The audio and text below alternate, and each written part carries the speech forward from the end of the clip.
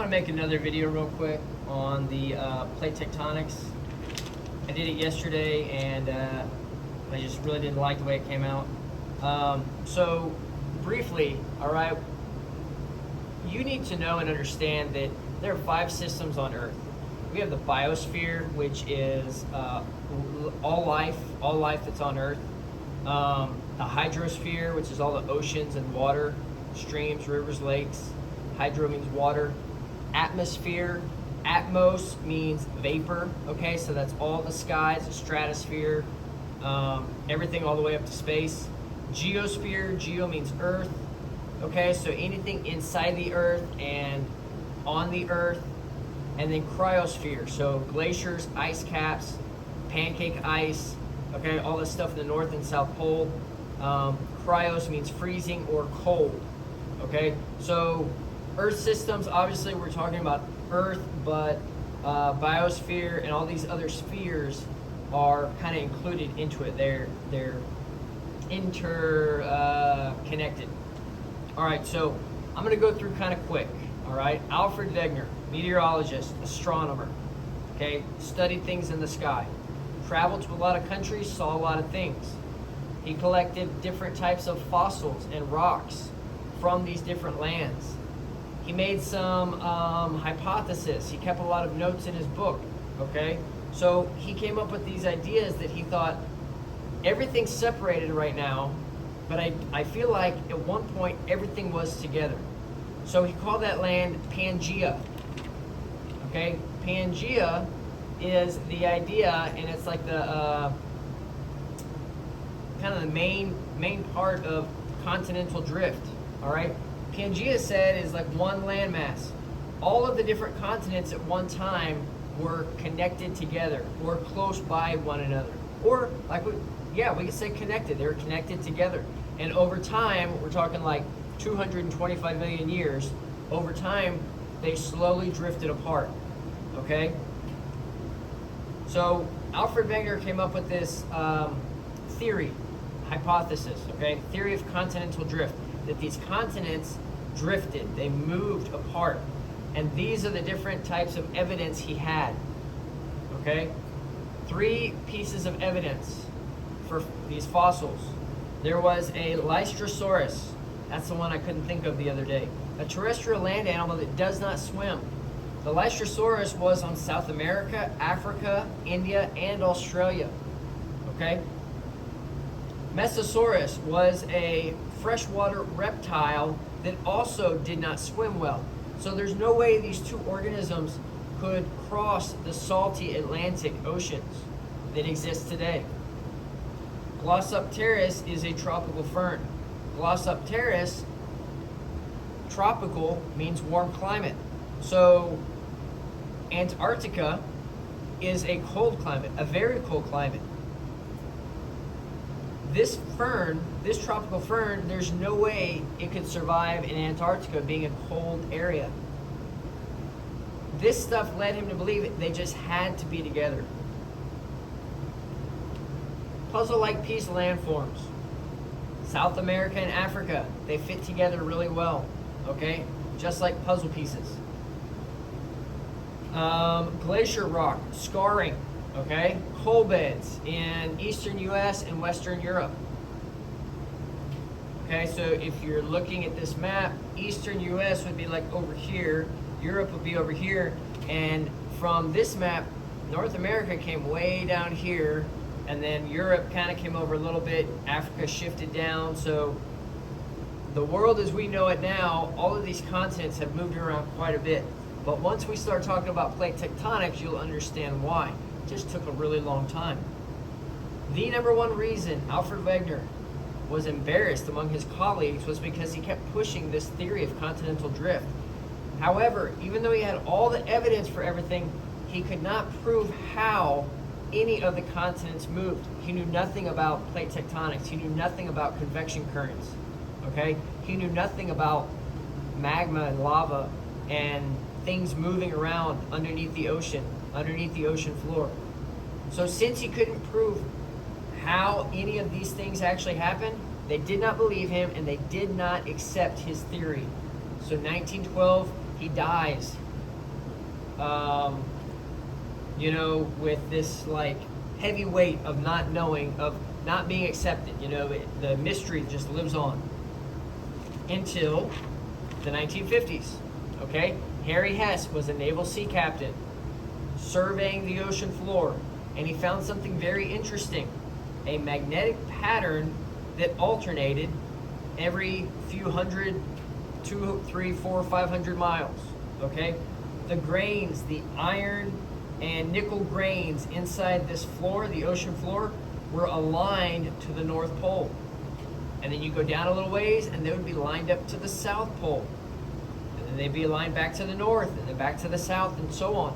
And so this was called a magnetic striping. Okay, this magnetic striping occurred, and that led him to develop some theories of his own. Okay, he actually came up with seafloor spreading. He thought that the way these different polarity patterns occurred was that there was a crack somewhere in the Earth's crust.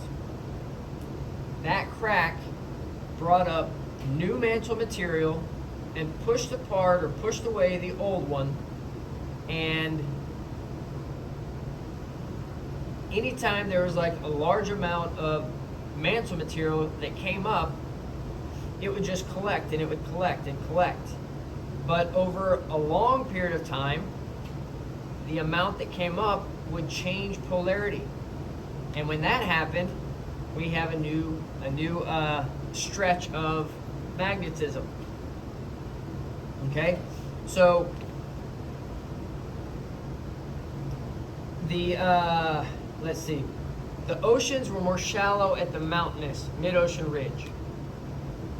Okay, so it was easier for him to find this data.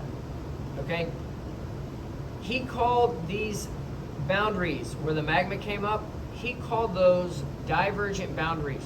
Okay, because they divided. The way this pattern went and the way the seafloor moved, he called that seafloor spreading. On the other side, closer to the continents, the oceans were deeper along the coast. There were trenches here. He called those convergent boundaries because the ocean moved toward the coastline, and then the other plate moved toward it. So the plates, they came together. Okay, they came together. All right, new seafloor was created at the divergent boundaries. That was the youngest crust. And then the oldest and most dense seafloor was along convergent boundaries. The crust was destroyed there and recycled.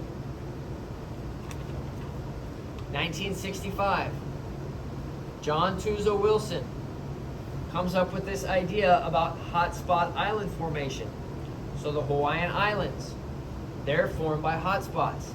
Basically, you have the mantle, you have the asthenosphere, you have a weak spot in the crust, and then you have this plate that's moving over this weak spot. Over a period of time, it sends out enough new mantle material to cool and harden, and then it breaks the surface of the ocean and creates a volcanic island. As that plate moves, it becomes a dormant volcano because it's no longer situated over the weak part of the crust that's sending magma material up. Okay, so we have all these dormant volcanoes, just like in Hawaii. Okay, only one active volcano there. We have new crust here, we have a future island over here. Okay, we've got some convection currents drawn in. J. Tuzo Wilson also discovered the third type of plate boundary, the transform boundary. The transform boundary moves side by side, and in the ocean, it connects ocean ridges to convergent boundaries.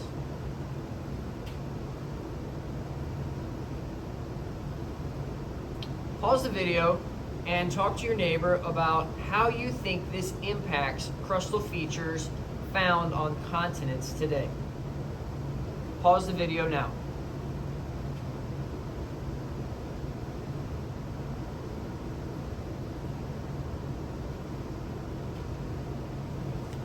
And we're back. And we're at the theory of plate tectonics. The theory of plate tectonics states basically that plates are floating on top of the asthenosphere. Okay, so lithospheric plates are holding the continents, and they're floating on top of the asthenosphere. The asthenosphere is a weak plastic-like layer of magma that sits at the top of the mantle. As the plates move around and shift, magma comes up through the cracks, or the crust goes down into the cracks. Material is recycled and distributed all throughout the world. Different crustal features are made, such as mountains, volcanoes, volcanic arcs, underwater mountains called seamounts, and faults and cracks in the earth called fracture zones. All of this heat comes from the Earth's core. The inner core is solid. The outer core is molten iron and nickel. It radiates heat through the rest of the Earth, okay, which now this part is the mantle, goes all the way up. Some of the convection currents are small, some of them are large. Okay, we'll talk about how a convection current transfers heat in a little bit. But here's a smaller view of the oceanic and the continental crust. Oceanic is a very thin layer of crust. The continental crust is much thicker. However, the oceanic crust is much more dense. It's made of basalt, and basalt is a very massive and heavy and dense type of material. Continental crust, on the other hand, is made of granite. Granite, rhyolite, those are all different types of igneous rocks that have been transformed through into like metamorphic rocks. But granite is a type of igneous rock, okay? And that's what continental crust is made of. You can think of continental crust being formed like when you bake some cookies, okay? If you take cookies out of the oven right away, they cool very quickly on the counter, okay? That would be oceanic crust.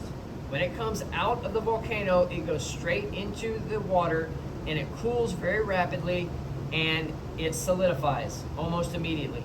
And we see a lot of steam coming up from the difference in temperature between the lava and the water. Continental crust, on the other hand, it's formed when the cookies are done in the oven. We're going to leave them in the oven, but turn the oven off, and they're going to cool very, very slowly, okay? So continental crust, as a result of that, is a much less dense material, okay? That's why when we have our different boundaries, we'll see a lot of subduction zones coming from the oceanic crust side. All right, so oceanic crust very thin, continental crust much thicker, oceanic crust more dense, continental crust less dense. Here's the crust, here's the lithosphere. They're kind of like together, and then they sit and they float on top of the asthenosphere. The word lithos means stone, okay? Part of how a rock becomes a stone is it goes through a process called lithification. Lithos means stone. Asthens means weak, okay? So this layer of magma, this mantle material, very plastic-like. Plate boundaries. So we've got several different types of plate boundaries, 3 exactly, okay? We have the divergent boundary, okay? On land, it forms a rift valley. Over thousands of years, a sea forms. The most well-known rift valley is the Great African Rift Valley in Africa. In the ocean, we have the mid-ocean ridge, okay? Plates move apart, and new magma material comes up. The younger crust is close to the boundary. The older crust is further away from the boundary. It's being pushed away. Pause the video and discuss with your table mate or shoulder partner why you think that the crust breaks through underwater but it doesn't break through on land. Pause the video now.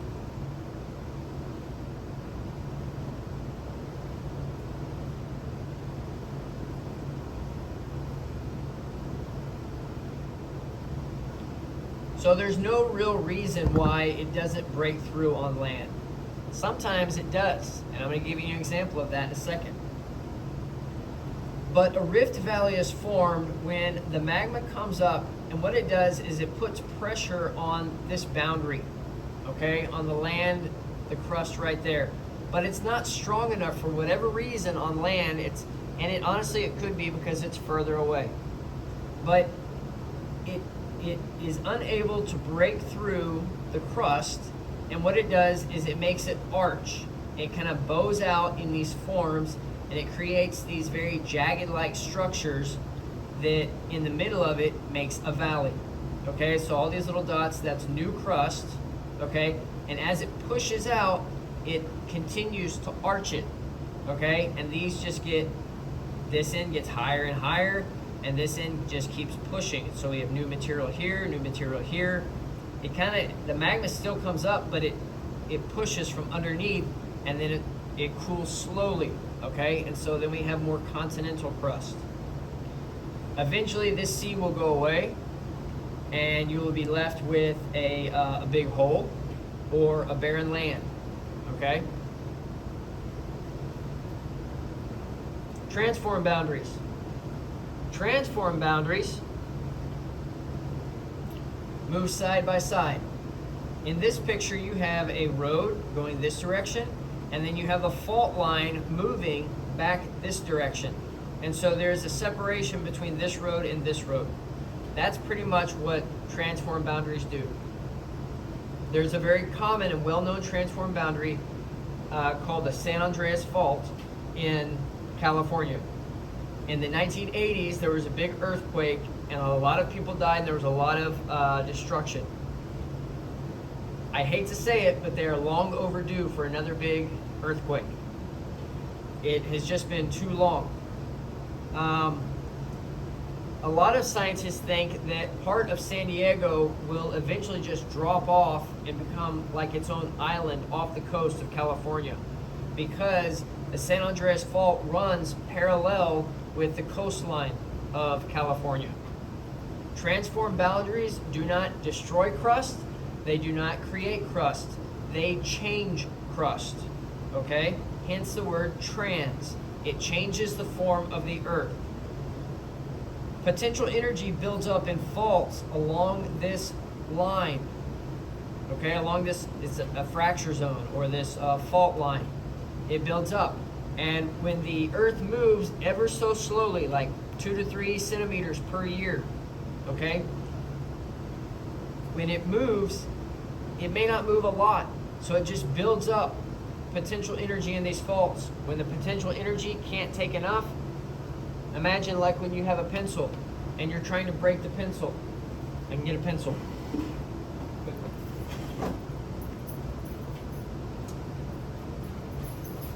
So you have a pencil and you're trying to break it. And I'm trying, you can see it bending, but it doesn't move. And then all of a sudden it just snaps. That's the earthquake. That's the potential energy being converted to kinetic energy, and it's released, and then you get the earthquake.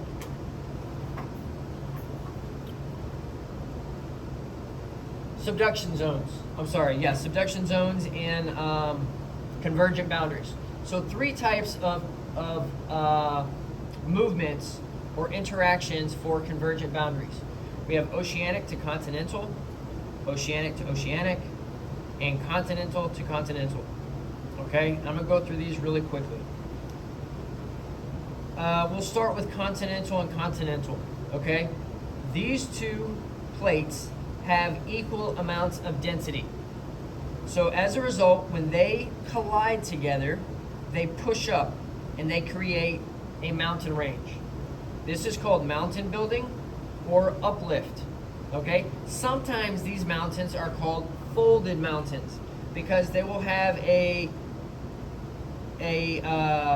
look that the mountains kind of look like this because of the way the rock is pushing together. It's just being kind of crammed together. And it's pretty neat to see this in a picture or in real life, because the grains of the mountains are just kind of bent and smooshed together. So over a long period of time, it forms those mountains. The tallest mountain in the world, Mount Everest, is in the Himalayan mountains, which is formed by convergent boundaries. Okay, that's in, I think, Asia and India. That line right there is the convergent boundary. All right, oceanic and continental crust. An oceanic crust, like we said before, is very dense. So when it meets the continental crust is very light. So this oceanic crust sinks down into the subduction zone, and there it begins to melt. Okay? Now, this subduction zone is very large. It creates a deep ocean trench. So you have this like big trench, like a big ravine, and it could be anywhere from 5 to 6 miles deep. But you go all the way down, there's all kinds of different life down there, these like really peculiar fish and just very interesting things. Sometimes at this level near the mantle, you'll get what are called hydrothermal vents, and these things called smokers. I encourage you to look them up. They're not really part of this. I think those actually come from hot spots or cracks, weak spots in the Earth's crust, kind of like how geysers are formed. But they have their own like ecosystem down there. It's very, very interesting. So this mantle material melts, okay?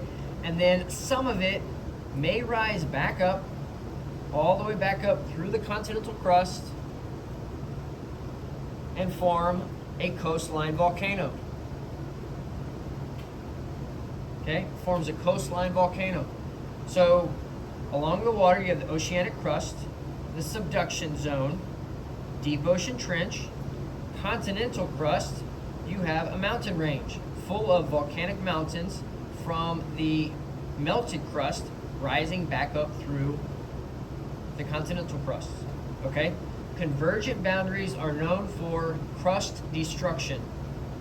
Even though the mantle material comes back up here and new crust is created, that's true, but it's known for destroying the crust. Okay, it's a destructive force.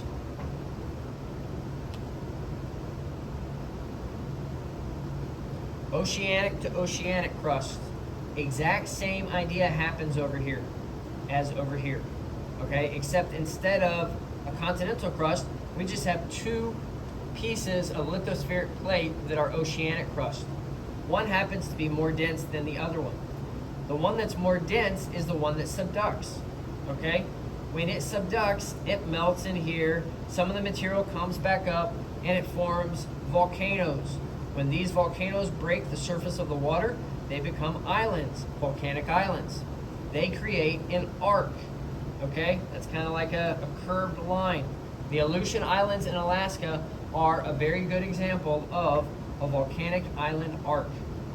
We still get a deep ocean trench, and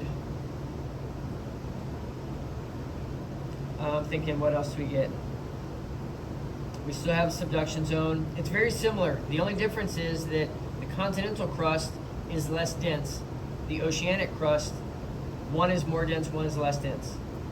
Above the water, above the ocean, this one's below the ocean. Okay? Lots of this going on in the Ring of Fire. Okay? And that area is, I didn't include it. Okay? The Ring of Fire is all along the South American coastline. I can show you real quick.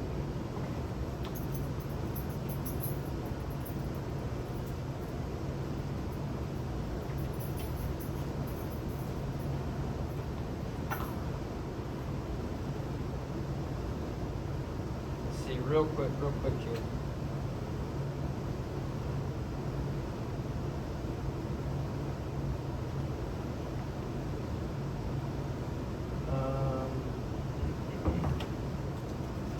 I'm looking at my textbook really fast.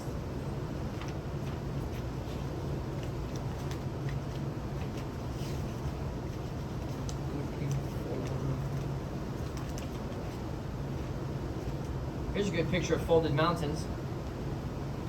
Okay, that's folded mountains right there. That's what folded mountains look like. Okay, so you can kind of see the grains, how they bend. They bend as they've been crushed. Okay.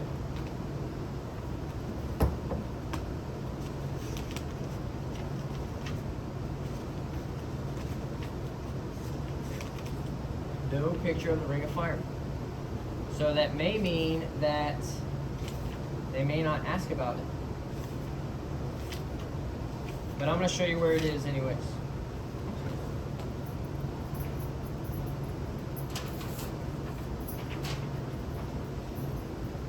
Okay, this is a bathymetric map.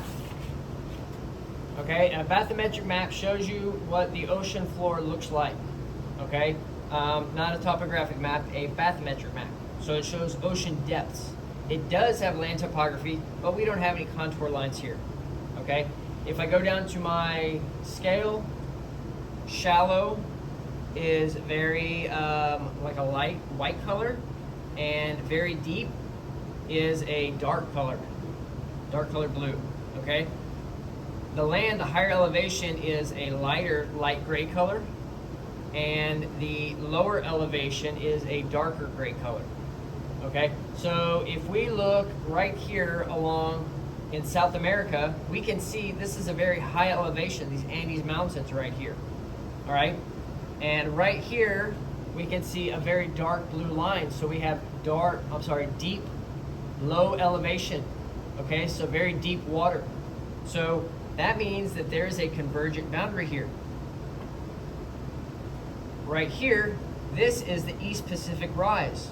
So that is going to be a divergent boundary. So the divergent boundary is moving that direction. Okay, and I can draw this right here. This is our East Pacific Rise. I just remembered I have to tell you about Iceland. So divergent boundary moves apart. It's going to come and it's pushing this way on this tectonic plate. The South American plate is pushing back this way. So we're going to get a deep ocean trench right here, and then we're going to get some coastline volcanoes, okay, in Chile. All right, so lots of volcanic activity over there. And there's more volcanic activity as we go, and I'm gonna zoom out a little bit. As we go all the way around, we have volcanoes here, volcanoes here. If anyone's ever been to like Latin America or any of these like little countries here, you know about the volcanoes. Even in Mexico, they have, if you've ever been to Mexico and DF, they have, they have volcano Popos over there. And I think it just erupted. It sent out some smoke a few months ago. There's another volcano that I hiked called Paricutin, and that was in Morelos, I think. I can't remember exactly. Michoacan, one of those countries in Mexico. Anyway, that was a lot of fun. I encourage you, if you ever get the chance, I encourage you to go hike a volcano. All right, so coming up here, we've got some, there's a trench right here, so there's probably some volcanoes over here. But then as we get over here off of the coast of Alaska, we have the Aleutian Trench right here, so we've got some volcanic arc. Then we have this trench, Kubil Trench, Japan Trench. I can't really tell what that says, but Mariana Trench, that's like the deepest trench in the whole world, 6 to 7 miles deep. I think there's only been 2 people that have ever been down to what they think is the bottom of it. One person went and they actually died. But then we have a lot of trenches over here, okay? And you can see the shallowness of the water over here, all right, until you get to those trenches and it's very deep, all right? So this area right here, all this is very high in tectonic activity and high in volcanoes. This is called the Ring of Fire because it's the Pacific Ocean, but the Pacific Ocean is being eaten, okay? It's getting smaller because it's going into these trenches in these subduction zones, and it's being eaten up. Okay? We zoom in right here. I don't know how far this will let me go. We see our Hawaiian Islands. Okay? And so right there is that hot spot, right there. And the islands are just going off this direction. Okay? So further on in life, you know, we're going to have more Hawaiian Islands. All right, I'm going to zoom out now. Everybody's heard of Fiji, right? Fiji water and the islands of Fiji. See if I can zoom that in a little bit better. Okay, you can't really read it, but Fiji is right here. Look at all these trenches all around Fiji. Oh my gosh, all that volcanic activity is surrounding it. So Fiji is a beautiful place to go, but guess what? It costs a lot of money to fly there. And the reason is because look at all this volatility. Who could have an airport with all these volcanoes everywhere? Very remote, very nice, very beautiful. Okay, I'm gonna slide over here a little bit, and we're gonna look at the North Atlantic Ridge. Okay, so mid-ocean ridge, longest chain of mountains in the world. All down here, all down here. We got some transform boundaries, different places. Okay, we're going to bring the map in a little bit closer, and we're going to focus on Iceland. Okay, Iceland is a small country, and it has the mid-Atlantic Ridge going right through the middle of it. Right through the middle of Iceland is a divergent boundary. Now people live there. There's volcanoes there. There's like all these amazing heated, like natural warm bath places. They're like they're pools, they're bath pools. And you can just, it's very, very cold up there. I mean, look where it is, Greenland, okay? Norwegian Sea, the North Sea. This is very high latitude, very, very cold. We're close to the North Pole in Iceland. But a lot of geothermal warmth is coming out of the water because of this divergent boundary. Now, what's unique about this is the boundary is moving away and mantle material is coming up. So if this is a divergent boundary, that means that Iceland, even though it's a country where people live, does not have continental crust. It has oceanic crust because divergent boundaries are here in the ocean. The ocean floor rises up, the mantle material, new crust is created. We have Iceland here, and it's being added to. It's getting a little bit bigger. A lot of volcanic activity there, a lot of evacuations. But it's just a very interesting phenomenon that's happening there because this is oceanic crust, not continental crust. So that's something important for you to remember, that Iceland is on a divergent boundary and it has oceanic crust for that country, okay? Not continental crust. I have a feeling that's going to be on the test. Just a very good feeling. Okay. Thank you for letting me entertain you with that bathymetric map. I really like that map. Okay. The next page is about a convection current. Okay, and the basic idea of what a convection current is, and I'm gonna let you pause the video and you talk with your neighbors about the three different types of heat transfer. Convection is one of them. What are the other two? Pause the video now, talk about it.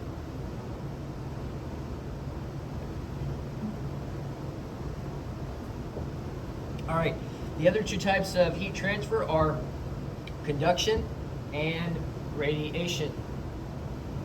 Conduction, convection, radiation. Yes, that's right. Radiation is through electromagnetic waves. That's how we get heat from the sun. Conduction is transfer through solids. And I think about, look at that, my air turned off. It never turns off. It's actually quiet in here. I don't have to yell. Okay,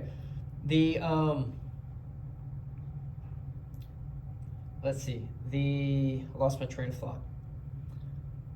when you heat up a pot of boiling water, the heat that comes from the burner heats up the pot, which is solid, and then the solid is hot, and that heats up the water. Okay? When the water is getting hot, that is a convection current. So the water, think of this big current as the water in the bottom of the pot. So the water in the bottom of the pot is here, and it's very hot. And as it's heated, the molecules move around, and kinetic energy is abundant in those molecules. They rise up because less dense things rise. They rise up to the top, and when they get to the top, they're further away from the heat source. So as they're further away from the heat source, they lose that kinetic energy. It transfers back to potential energy, and the molecules get closer together. And while they may not be a solid, it's still a liquid, but it's much more dense than it was when it was closer to the heat source. So it starts to fall back down slowly again. And that process just repeats itself over and over and over again. If you have a lava lamp, watching the bubbles, how they move up and down, is a perfect example of what a convection current is. So if you can just imagine that on a large scale in the mantle, then you understand how the plates move, okay? So those convection currents moving back and forth, around and around like that, moves those giant, massive, lithospheric stone crust plates, okay? Some convection currents in the mantle are thought to be over 1,000 miles long. And then again, some of them are just like, smaller, 20 miles long, 10 miles long, just some movement, okay? Convection currents are found in the middle part of the mantle and the upper part, which is called the asthenosphere, okay? Hopefully this video is a lot better than the other one. And again, I'm gonna make pictures of these different pages and we'll upload them to your Canvas.